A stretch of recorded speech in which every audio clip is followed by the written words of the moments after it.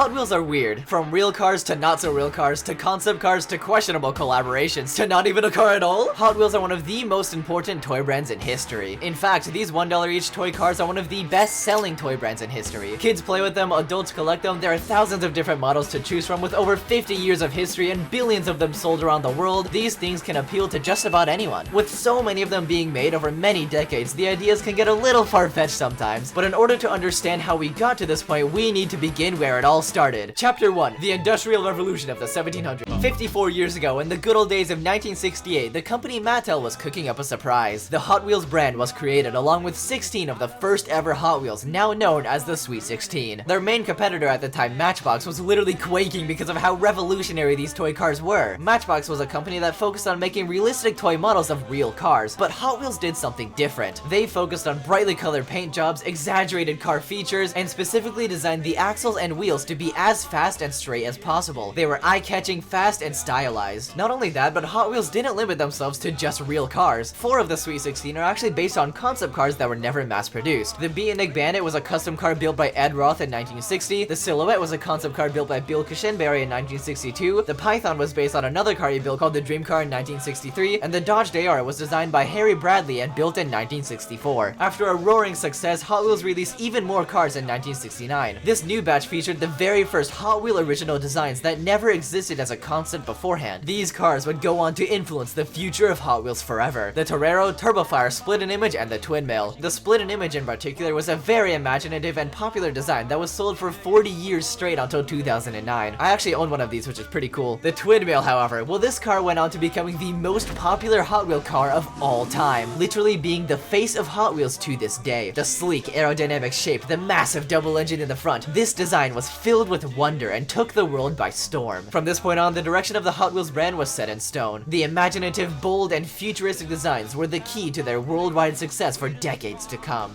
Speaking of influential Hot Wheels, the Dayara was the most loved car out of the Sweet 16, so someone sat down and thought, if the Dayara is so good, why don't we just make a Dayara 2? Spoiler alert, they did, and it's my personal favorite Hot Wheels car of all time. Released 32 years later in 2000, the Dayara 2 took the original design and made it even more futuristic and bubbly. There were a ton of different versions due to its overwhelming popularity, including a Minions version. Hot Wheels loves to make sequel redesigns of some of the more influential cars that ride on the success of the original, so naturally, the Twin Mill also received this treatment too, like a lot. 1993, the Twin Mill 2 was released and it looks kinda ugly. 1998, a full-scale drivable Twin Mill was created. Then they released a Twin Mill 100% model based off of the full-scale version featuring rubber wheels and an openable windshield. 2008, there was a Twin Mill 3, a sharper-looking version of the original, and I think it's pretty cool. 2019, Twin Mill Gen E was created, and hell no, they took the bill out of Twin Mill. Can't have anything in Detroit. And there's still other versions I haven't even shown yet. There's even a full-scale Batman vs Superman Twin Mill car with an ultra-rare toy model. The Split and Image also received its own sequel in 1994, which is actually pretty good. I own one of these myself. The Bone Shaker is another extremely popular Hot Wheel released in 2006. There's a closed roof version, off-road version, Bone Speeder, Skull Shaker, Pixel Shaker, Joker version. The more popular a car is, the more likely it is to get a sequel, and especially the more paint job options that are made. Sometimes the paint jobs can be really cool, such as the 50th anniversary Twin Mill, but sometimes they can make things like the Tide Pod Twin Mill. The 16 Angels received a Daffy Duck version, the Backdraft had a Pepsi version, the Camaro received a Crunch Bar version, and also this really cool Christmas version. The Power Pipes had a pasta version and was renamed to Pasta Pipes. The Phantasm literally received an invisible version. Now, you might be wondering, why am I showing you pictures of wood? Honestly, I don't know either, man. I believe I made myself clear.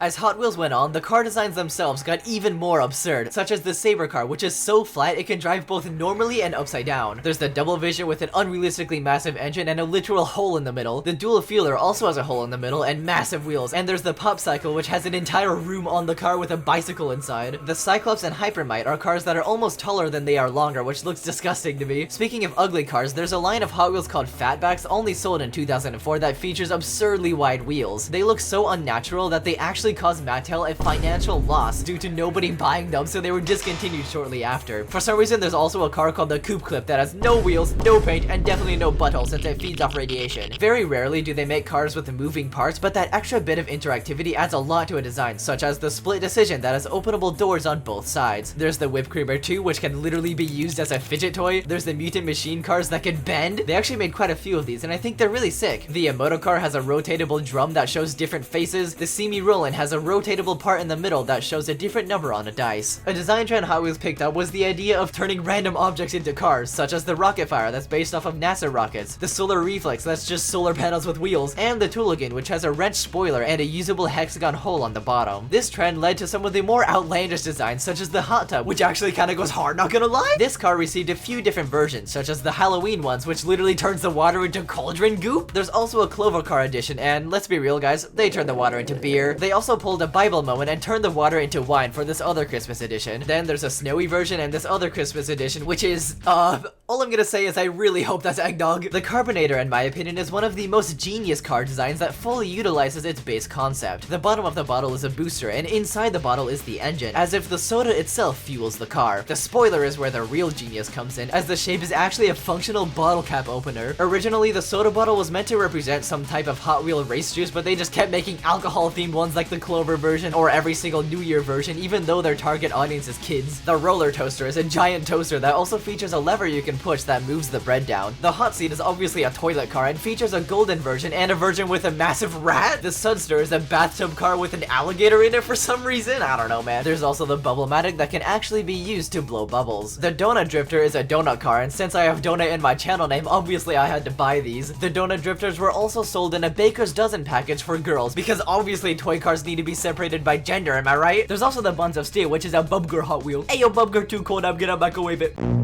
Then there's quite a few more food-related Hot Wheels like the Cardia Soda Street Wiener and the Sweet Driver. Now we get into cars that aren't even cars, like the Aisle Driver, which is just a shopping cart. The Loopsters are roller coaster cars that can actually connect. The Wheelie Chair is a wheelchair. Ayo, Forklift Hot Wheel? Curiosity Mars Rover? Perseverance Mars Rover? How in God's name is this supposed to be a Hot Wheel? What is this thing? Why is a Star Trek spaceship a Hot Wheel? This thing doesn't even have wheels. Rick and Morty ship Hot Wheel? Oh god, no. Thanos Copter Hot Wheel. Sometimes they get a little funky and turn creatures into Hot Wheels as well, like the Vampira, which is supposed to be a vampire bat. The Buzzkill is obviously a Barry B. Benson Hot Wheel. There's the Scorpedo, the Ratmobile, the Perfect Speed Kitty Hot Wheel.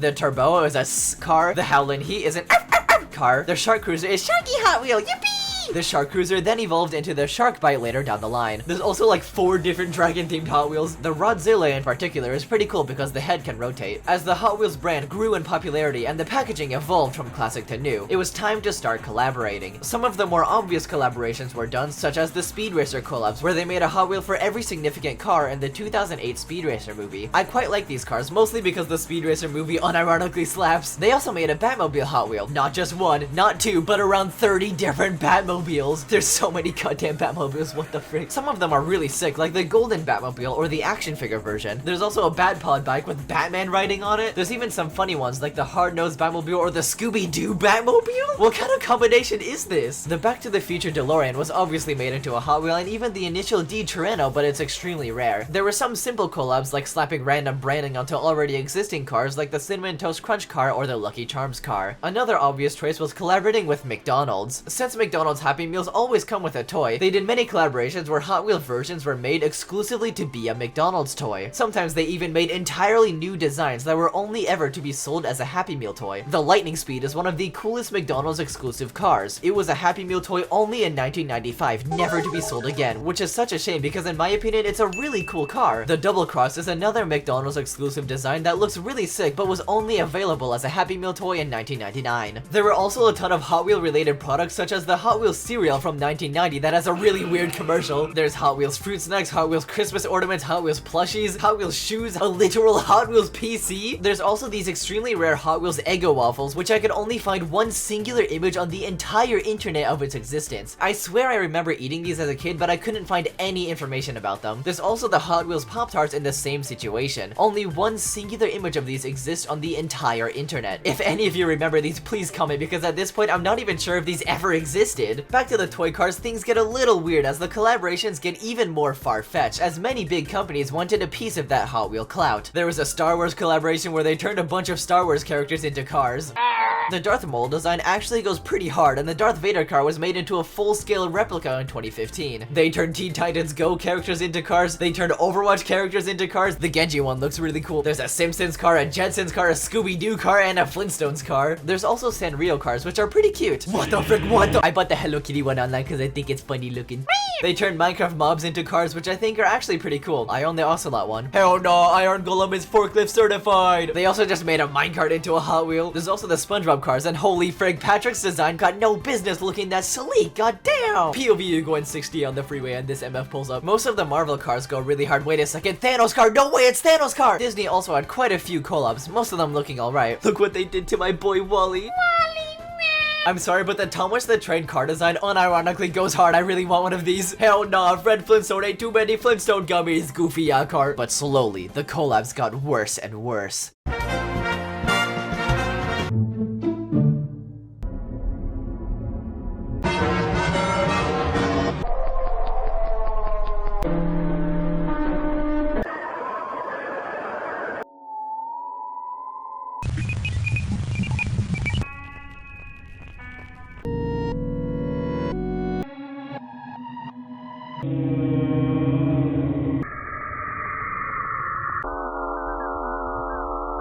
Thanks for watching this video. Comment down below some of your favorite Hot Wheels if you have any, and if you liked it, make sure to like and subscribe, and maybe even press the funny little buttons if you want to support me. Bye!